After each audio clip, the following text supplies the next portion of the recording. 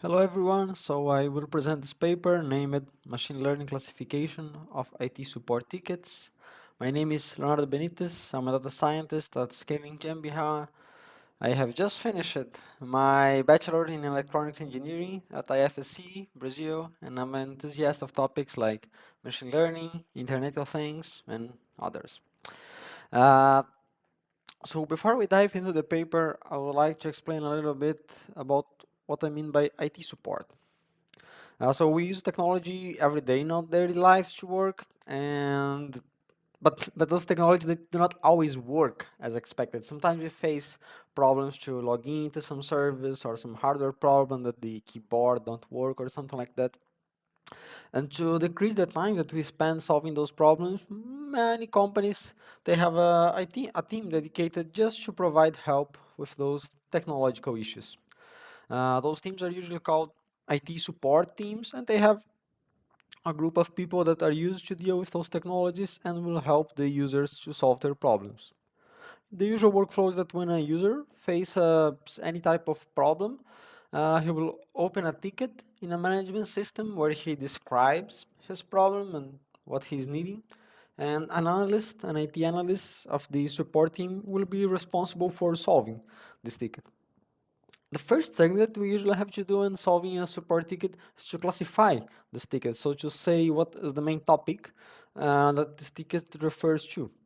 So with this information on hand, we can route this ticket to be solved by the best possible analyst that's available, among other actions.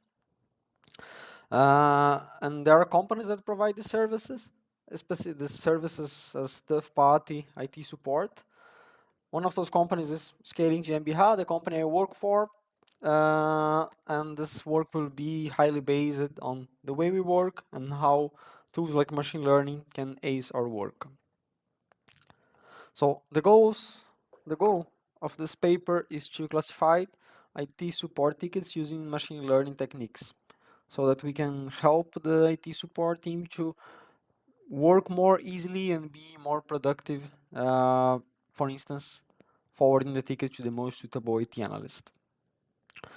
So just to give then a brief overview about the terms that I'm describing here, like machine learning. When I'm talking about classifying a text, what I meant is that we will receive a textual description of a problem as an input.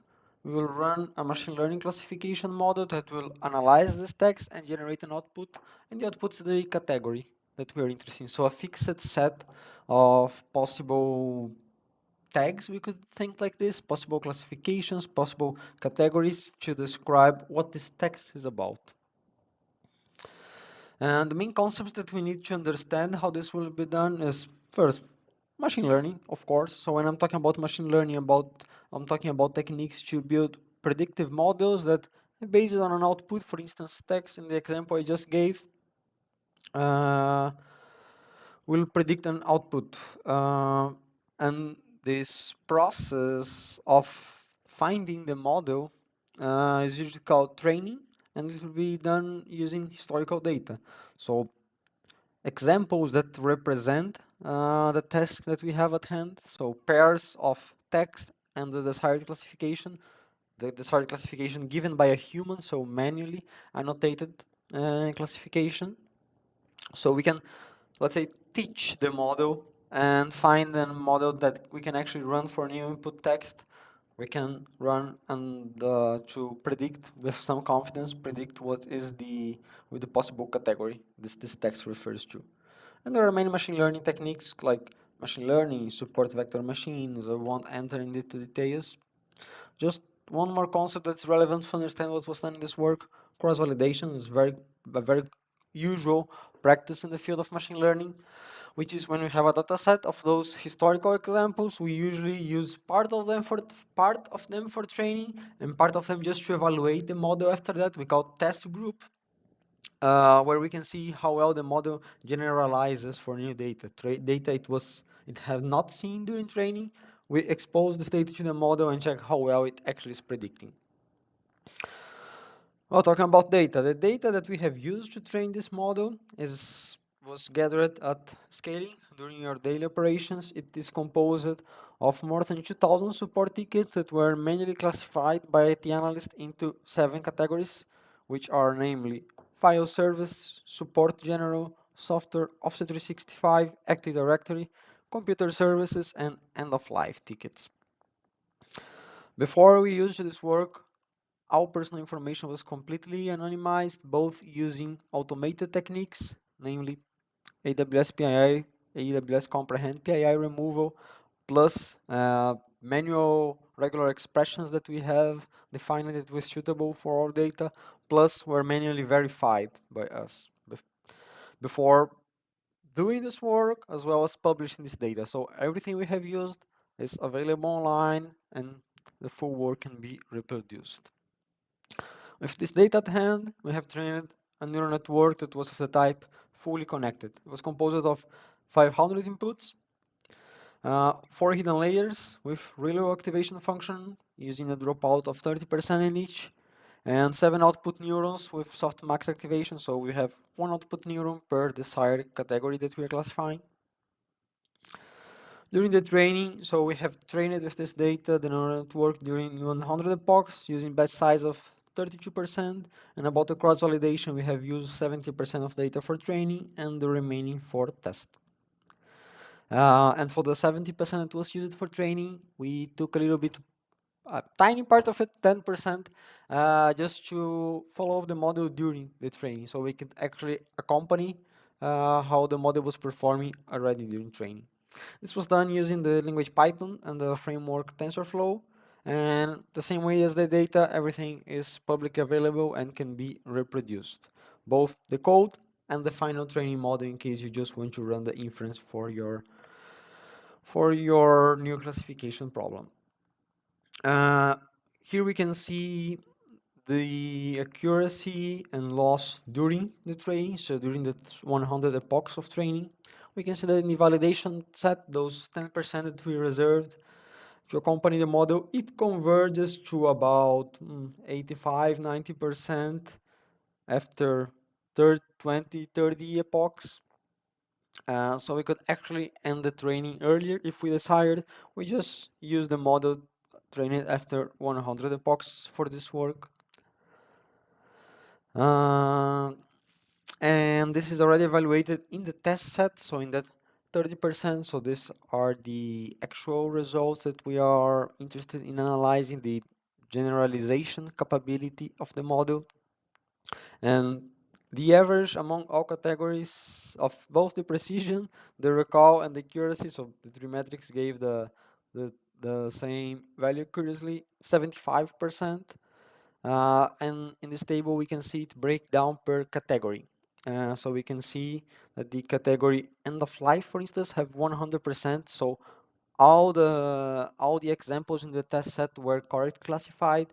This seems impressive, but it's actually quite easy to explain. So the tickets of life of type end of life, they are standardized, so they follow a very structured format. So that's what's very easy for the model to learn to identify those tickets. Other categories like Active Directory, they might be very difficult, so very subtle details in the text actually indicate that it is about Active Directory.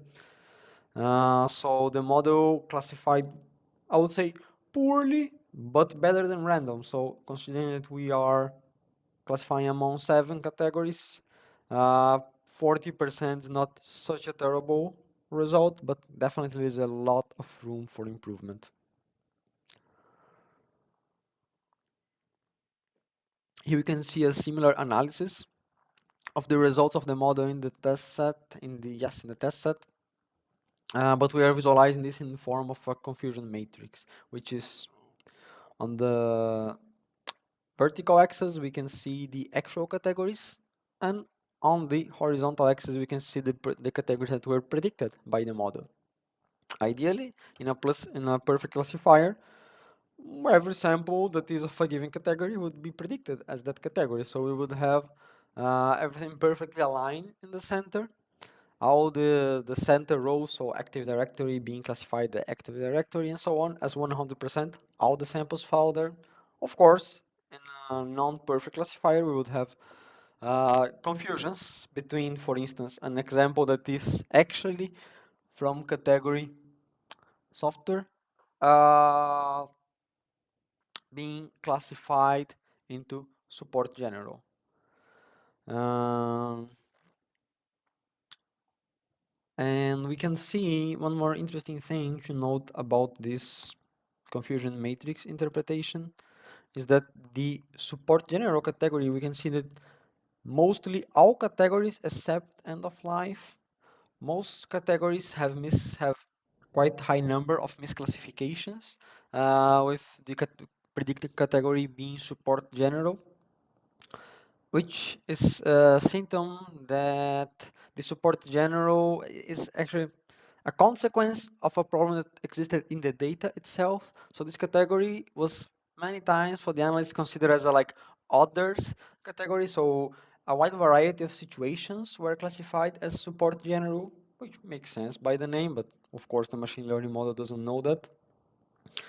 Uh, so it was a little bit biased in terms of classifying too often as support general. Uh, with this trained model, and after evaluating it carefully and deciding, okay, this is good enough to proceed the works, we have developed a small web prototype to validate this together with support analysts that were using this in the daily work in scaling. And this prototype was available through a web interface, so it was completely web. The user just accessed a web page and it were able to authenticate. We could register new users, submit a new incoming support ticket. And when we submit a new ticket, we run uh, the the classification that's being presented in this work alongside some other useful informations for the analyst. To build this prototype, we have used the framework FastAPI, so it was written in Python, and database Postgres. For the front end, the visual part of it, we were using JavaScript with the framework Vue.js. The system was deployed at Amazon Web Services. And as I said, after we deployed Amazon Web Services, we made it available for the support team of the company, and it's being used and evaluated, and hopefully we can maybe present more throughout, more carefully analyze, more complete results of how it is being used by the analyst and what we have learned from the practical use of the system. Just some final considerations about this work. So it's very important to make the classification of the support tickets carefully, in the sense that we analyze well how confident is the model and in which situations it works best. Because if we misclassify it and have to route the ticket to another team, this can cause a lot of delays and the ticket being forwarded from one analyst to the other. So it's very important to have a precise and fast, in the sense that you can react faster as well. Precise and fast classification of the support ticket, since this is the basically very first step of the resolution process. And still in this context of IT support and tasks that can be performed using machine learning and related technologies, there's a wide variety of other tasks that could be accomplished to aid the work of the IT analysts. For instance, classifying the degree of complexity of the call, or how unusual it is maybe, or specifically which softwares could be the person could the analyst should understand in order to better solve this incident. So a particular list of tools, technologies, and so on, as well as leveraging the historical database. So maybe bringing past support tickets for the analyst that could be useful to solve this new ticket, among others. So thank you very much for your time. Here's my contact information. Feel free to reach me if you have any question.